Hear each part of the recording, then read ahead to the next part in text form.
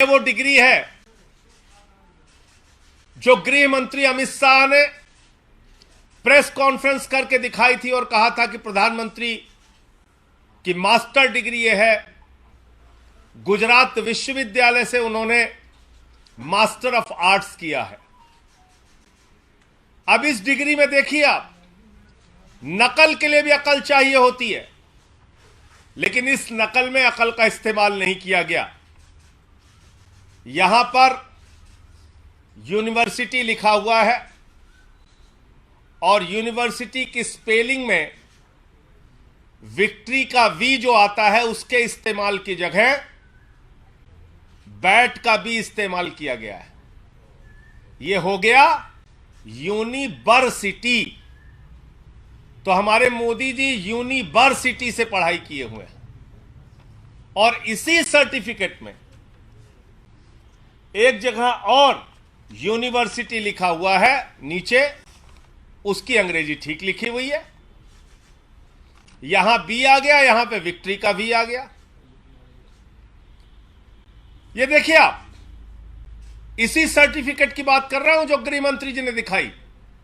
दूसरा, master of arts जिस font के अंदर लिखा गया है, जिस फॉन्ट में यानी कि जिस लिपि शैली में मास्टर ऑफ आर्ट्स लिखा गया है, इस लिपि शैली की शुरुआत 1992 में हुई है।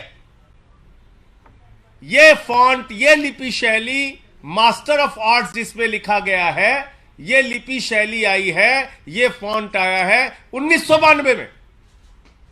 और प्रधानमंत्री जी का क्या दावा है कि उन्होंने 1983 में ही एमए पास कर लिया।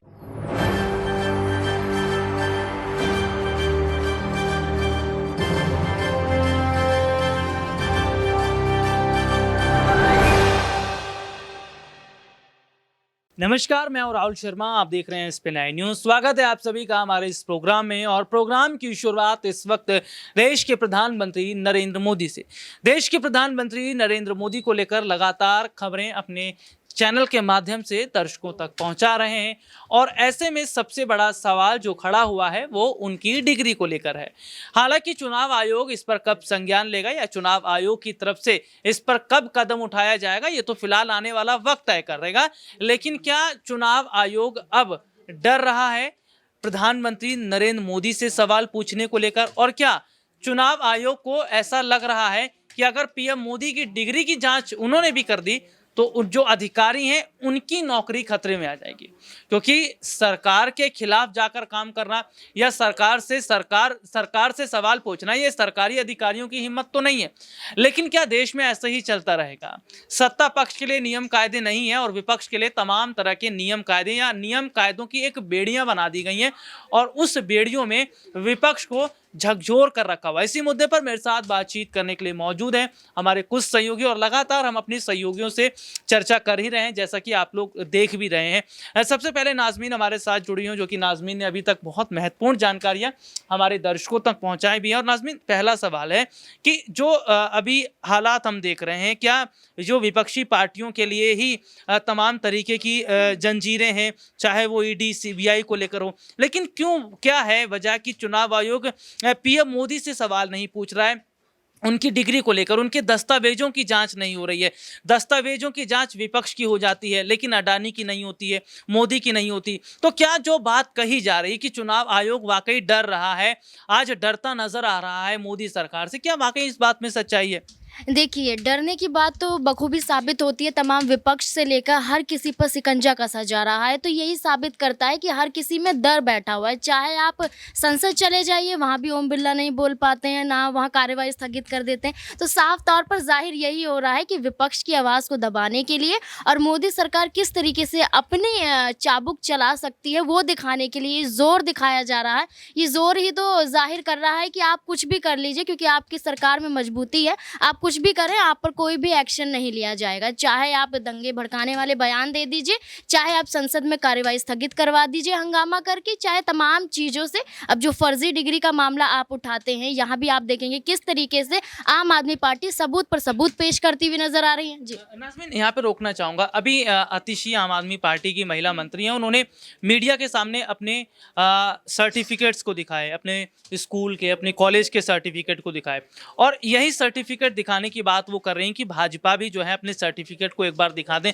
लेकिन जो सर्टिफिकेट दिखाया जा रहा है बीजेपी की तरफ से पीएम मोदी को लेकर, अमित शाह के पास अलग है, विपक्ष के पास अलग है, तो ऐसे में ओरिजिनल सर्टिफिकेट कब दिखाएगी बीजेपी, या फिर ओरिजिनल सर्टिफिकेट है ही नहीं, वही जालसाजी करके बनाया गया है, वही दिखाई जा रही है? देखिए, जब होगा तभी तो दिखाया जाएगा, जब है ही नहीं तभी तो अमित शाह वो डिग्री का वो दिखाते हैं, लेकिन वहाँ भी पकड़े जाते हैं। आम आदमी पार्टी वहाँ पर भी खुलासा कर देती है किस तरीके से फ़ॉन्ट अलग बताया जाता है, स्पेलिंग को लेकर कहा जाता है। तो तमाम चीज़ों के ज़रिए यहाँ पर सच्चाई सामने आ रही है, लेकिन सच्चाई के ज़रिए उसे छुपाने के लिए यहाँ पर अमित शाह, पीएम नरेंद्र मोदी और तमाम भारतीय जनता पार्टी तरह तरह से पैंतरे आजमाती हुई नजर आ रही है।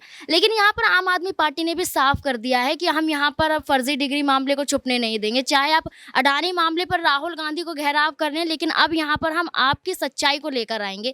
तो ऐसे में आपने आतिशी की बात करी, इसके अलावा आप संजय सिंह की बात करेंगे, राघव चड्ढा की बात करेंगे, सौरभ भारद्वाज की बात करेंगे। तमाम लोग आम आदमी पार्टी से अपनी डिग्रियां दिखाते हुए नजर आ रहे हैं और पीएम नरेंद्र मोदी पर निशाना साध रहे हैं कि आप कब दिखाएंगे। लेकिन बात वही आती है, जब होगी तभी तो दिखाई जाएगी, उनके पास है ही नहीं। खुद ही भारतीय जनता पार्टी में और पीएम नरेंद्र मोदी खुलासा करते हुए नजर आते हैं कि वो ज़्यादा पढ़ाई की नहीं है उन्हें। तो साफ तौर पर जाहिर हो रहा है कि हमारे प्रधानमंत्री पढ़े लिखे नहीं हैं। अगर नहीं है तो उस बात को जाहिर क्यों नहीं किया जाता है? यहाँ भी तो छुपाया ही जा रहा है, लेकिन ये सारी सच्चाई आम आदमी पार्टी लेकर सामने आ रही है। जी, बहुत बहुत शुक्रिया आपका। और देखिए, लगातार अभी की जो स्थिति हम देख रहे हैं कि भाई 2024 का चुनाव नज़दीक है, और जो दस्तावेज पीएम मोदी अभी तक चुनाव आयोग को देते रहे हैं, या चुनाव आयोग को जो वो रिपोर्ट देते रहे हैं, वो एक फर्जी है, और जो भी डॉक्यूमेंट्स है वो धोखाधड़ी करके बनाए गए हैं, जाली सर्टिफिकेट से। मेरे साथ मेरे खास सहयोगी ऋतिक भी जुड़े हुए। ऋतिक, बहुत बहुत स्वागत है इस प्रोग्राम में आपका। और पहला सवाल है कि 2014 के बाद, अगर हो सकता है कि 2014 से पहले, अगर मैं थोड़ा सा अपने दर्शकों को बताऊं कि जब मोदी जी पीएम नहीं थे, जब सीएम थे गुजरात के, हो सकता है कि उस वक्त भी चुनाव आयोग को वही दस्तावेज वो पेश करते रहे। तो जो इतने समय से फर्जीवाड़ा चल रहा है, और उसके बाद तो हमने देखा कि विपक्ष खुलासा नहीं करता, तो पता ही नहीं चलता कि ये फर्जीवाड़ा, तो इसमें पीएम मोदी भी फंसे हुए। तो एक इतना बड़ा जो जालसाजी की गई है मोदी सरकार की तरफ से, खुद देश के प्रधानमंत्री इस करप्शन में फंस गए, फर्जीवाड़े में फंस गए। तो अब ऐसे में जो तमाम सरकारी एजेंसियां हैं वो कहां पर हैं, चुनाव आयोग है वो कहां पर है, या फिर कोर्ट जिस तरीके से हम देखते हैं कि मुद्दा जाना चाहिए, वहां पर क्यों नहीं ये तमाम चीजें उठती है? सर, देखिए, बीजेपी पर सबसे बड़ा आरोप ये लगता है कि जब से 2014 के बाद बीजेपी की सरकार आई है, तब से तमाम जो संगठन है, एजेंसियां हैं, वो दबाव में काम कर रही हैं। आपने कहा कि ईडी सीबीआई कहाँ है, एजेंसियां कहाँ हैं, चुनाव आयोग क्यों शांत है? ये सब कुछ विपक्ष के पीछे लगी हुई है। ईवीएम का मुद्दा आता है तब भी विपक्ष की आवाज़ को दबाने का प्रयास किया जाता है कि जब आप हारते तो ईवीएम के मुद्दे को लेकर आते हैं। जब फर्जीवाड़े की बात आती है तब यहाँ पर देखा जाता है कि इतना बड़ा स्कैम हुआ, अडानी का स्कैम, इस पर केंद्र की सरकार नहीं बोलती है। जेपीसी की मांग की जा रही है, केंद्र की सरकार नहीं बोल रही है। जब यहाँ पर बताया जा रहा है कि आप बताइए आपकी डिग्री का है, आपने शिक्षा कहाँ से ली, इस पर कोई बोलने वाला तैयार नहीं है। अमित शाह कुछ और डिग्री दिखाते हैं, यहाँ पर विपक्ष के नेता कुछ और डिग्री दिखाते हैं। आम आदमी पार्टी ने एक अभी अभियान चलाया है कि डिग्री दिखाओ अभियान, यानी कि आम आदमी पार्टी ये कहना चाहती है कि हमारे देश में अब जो भी नेता चुनकर आए वो पढ़ा लिखा होना चाहिए, क्योंकि हम 21वीं शताब्दी में जी रहे हैं। हम लोग विश्व गुरु बनने की बात कर रहे हैं, सोने की चिड़िया बनने की बात करते हैं। जब हमारा नेता पढ़ा लिखा नहीं होगा तो कैसे राजनीति संभालेगा, कैसे जनता को संभालेगा?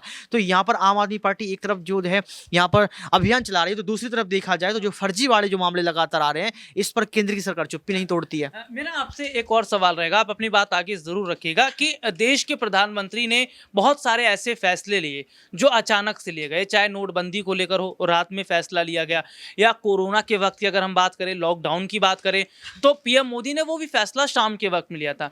लेकिन क्या इसी तरीके से रात रात के वक्त में एक प्रेस कॉन्फ्रेंस करके पूरे देश की जनता से माफी मांगेंगे प्रधानमंत्री नरेंद्र मोदी कि हाँ, वो खुद भ्रष्टाचार में लिप्त हैं और उन्होंने जाली दस्तावेज दिखाए हैं, जनता के साथ धोखा किया है और जनता को जो है मूर्ख बनाने का काम किया है? देखिए, देश की जनता ये समझती है, विपक्ष जो पार्टी यहाँ पर खुलासा कर रहा है ये भी समझती है। सबसे बड़ी बात है कि देश के प्रधानमंत्री एक बार माफ़ी मांग चुके हैं किसानों से, और आपने कहा कि जो भी यहाँ पर देश के प्रधानमंत्री जनता के सामने समक्ष रखते हैं तो कहीं ना कहीं उसको लेकर जनता खुश नहीं होती है। तो मुझे जहाँ तक लगता है कि देश के प्रधानमंत्री अगर फंसते हैं, अगर यहाँ पर खुलासा होता है, अगर उनकी डिग्रियाँ जो है फर्जी हैं, तो कहीं ना कहीं देश के प्रधानमंत्री को माफ़ी मांगनी पड़ेगी, क्योंकि देश के प्रधानमंत्री परीक्षा पर चर्चा करते हैं, शिक्षा की बात करते हैं, अनुशासन की बात करते हैं। और अगर हम देखें तो 2014 के बाद बीजेपी पार्टी ने जो अनुशासनहीनता की है वो शायद किसी ने नहीं की है। आज पहली बार देखा जाए तो लोकसभा स्पीकर पर जो है सवाल खड़े किए जा रहे हैं, अविश्वास प्रस्ताव की बात की जा रही है। आज कोई अपील करता है राष्ट्रपति से कि हमारे संविधान की रक्षा कीजिए, आज लोकतंत्र की हत्या की बात की जा रही है। यानी कि देखा जाए तो सड़क से लेकर संसद तक और संसद से लेकर सड़क तक पूरा विपक्ष एकजुट हो चुका है। आपने कभी देखा था कि पूरा विपक्ष इस तरीके से एकजुट होगा? कभी नहीं हुआ इस तरीके से, लेकिन पूरा विपक्ष आज एकजुट हो चुका है। और आप समझ सकते हैं कि विपक्ष यही संदेश देना चाहता है कि आप ज़्यादा वक्त तक नहीं टिकने वाले हो आप लोग। 2024 का चुनाव नजदीक है, हम आपको बता देंगे कि पढ़ा लिखा कौन है और अनपढ़ कौन है। जी, बहुत बहुत शुक्रिया आपका। और देखिए, मेरे सहयोगी ने एक बहुत अच्छी बात कही, शिक्षा। पीएम मोदी ने शिक्षा पर कई बार जिक्र किया है, बच्चों को कई बार एग्जाम से पहले उन्होंने शिक्षा से संबंधित जानकारियां दी हैं, लेकिन उनकी खुद की शिक्षा अधूरी है। और अधूरी शिक्षा है, इसमें कोई दिक्कत की बात नहीं है, कम पढ़े लिखे हैं इसमें भी कोई दिक्कत की बात नहीं है। लेकिन दिक्कत की बात वहाँ पर शुरू हो जाती है कि आपने जिस कॉलेज की पढ़ाई नहीं की, या आपने 6ठी या 7वीं के बाद आगे की पढ़ाई नहीं की, उसका आप जाली सर्टिफिकेट बनाते हैं, गलत तरीके के डॉक्यूमेंट बनाते हैं और फिर उसको आप चुनाव आयोग को देते हैं, और वो चुनाव आयोग के पास अभी तक आता रहा है। तो ये जो फर्जीवाड़ा उन्होंने किया है, इस पर जनता कह रही है कि ऐसा उन्होंने क्यों किया है। और अगर पढ़े लिखे नहीं है तो क्या वाकई 2014 के बाद जो हालात हमारे देश में, इसमें सबसे बड़ी गलती पीएम मोदी की है, क्योंकि उन्हें जब इकोनॉमी की समझ नहीं होगी, यानी अर्थव्यवस्था जिसे हम कहते हैं, भारत की अगर हम बात करें, ये रीढ़ की हड्डी मानी जाती है अर्थव्यवस्था, और उस अर्थव्यवस्था के आज कमजोर होने की वजह देश के प्रधानमंत्री नरेंद्र मोदी हैं। क्योंकि 2014 से पहले आप देखिए, कांग्रेस की सरकार जब थी, प्रधानमंत्री थे उस वक्त मनमोहन सिंह अर्थशास्त्री के अच्छे खासे ज्ञाता माने जाते थे, और उन्होंने इकोनॉमी कैसे संभाली थी ये जनता समझती है। और 2014 के बाद कैसी स्थिति है ये समझती है। मैं जनता से सवाल करना चाहूंगा कि क्या वाकई हमारे देश के प्रधानमंत्री को पढ़ा लिखा होना चाहिए, और अगर इतना बड़ा फर्जीवाड़ा निकलकर सामने आया है पीएम मोदी की फर्जी डिग्री को लेकर, उन्हें इस्तीफा देते हुए जनता से माफी नहीं मांगनी चाहिए। आज के लिए इतना ही, आपसे फिर दोबारा मुलाकात होगी, तब तक के लिए इजाजत दीजिए, नमस्कार।